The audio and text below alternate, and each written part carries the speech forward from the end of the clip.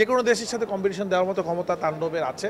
এরপরে আরো বড় বাজেটে টাকা দিয়ে বানালাম তাণ্ডব। তার মানে কি শুধু একজন প্রযোজক বা শুধুমাত্র হল মালিক কিন্তু লাভবান হয় না। ইনশাল্লাহ সামনে যেটা প্ল্যান করছি, যেটা সামনে আসছে, এটা আপনাদের মাথা ঘোরাবে। কোনো জায়গায় আমাদের সিনেমাকে ছোট করতে পারবে না। এটা যদি আপনি ভাষা চেঞ্জ করে দেন, এটা ইংলিশ সিনেমা হতে পারে, এটা যদি ভাষা চেঞ্জ করে দেন হিন্দি ছবি হতে পারে।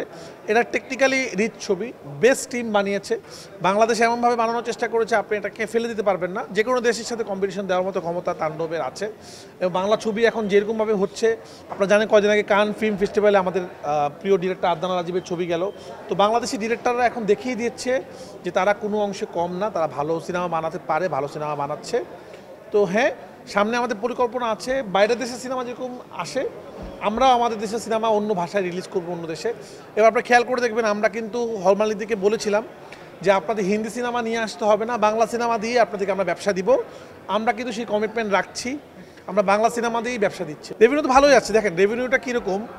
আমি প্রথম সিনেমা বানিয়েছিলাম পরাণ, সেটা বাজেট ছিল 50 লাখ টাকা। এরপরে বানালাম 3 কোটি টাকা দিয়ে সুরঙ্গ, এরপরে বানালাম 7 কোটি টাকা দিয়ে তুফান, এরপরে আরও বড় বাজেটে টাকা দিয়ে বানালাম তাণ্ডব। তার মানে কি, এই যে আমরা বাজেট বাড়াচ্ছি, এটা কেন বাড়তেছে? রেভিনিউ আসছে বলে বাড়ছে। এবং এই যে বাংলা সিনেমা জয় জয়কার, একটা সিনেমা কিন্তু শুধুমাত্র প্রডিউসারের রেভিনিউ হয় না। একটা সিনেমা যখন রিলিজ হয়, এই এলাকাটা যে আশপাশে উবার নিয়ে মানুষ আসছে, মানুষ পপকর্ন খাচ্ছে, মানুষ যাতায়াত করছে, বিভিন্ন খাওয়া দাওয়া করছে, অনেক কিছু নিয়ে একটা সিনেমা ব্যবসা। কিন্তু একটা সিনেমা যখন হিট হয়, শুধু একজন প্রযোজক বা শুধুমাত্র হল মালিক কিন্তু লাভবান হয় না, অনেকগুলো জিনিস নিয়ে আসলে ব্যবসা হয়। তো এটা একটা বড় ইন্ডাস্ট্রি। এই ইন্ডাস্ট্রিটা আছে আমাদের বাংলাদেশের জন্য খুব দরকার। এবং অনেকগুলো মানুষের এখান থেকে, যেমন কিছু সিঙ্গেল স্ক্রিন এই শুধু ঈদের টাকা দিয়ে ওরা সারা বছর সংসার চালায়, তো তাদের জন্য আসলে খুব ইম্পর্টেন্ট। বাট আমরা এবার চিন্তা করছি, ঈদ ছাড়াও আমরা সিনেমা রিলিজ করার প্ল্যান করছি সামনে। অলরেডি 2টা ঈদে ভালো ভালো সিনেমা আসলো, সামনে ইনশাল্লাহ আমরা ঈদ ছাড়া একটা ভালো ছবি রিলিজ করার চেষ্টা করব।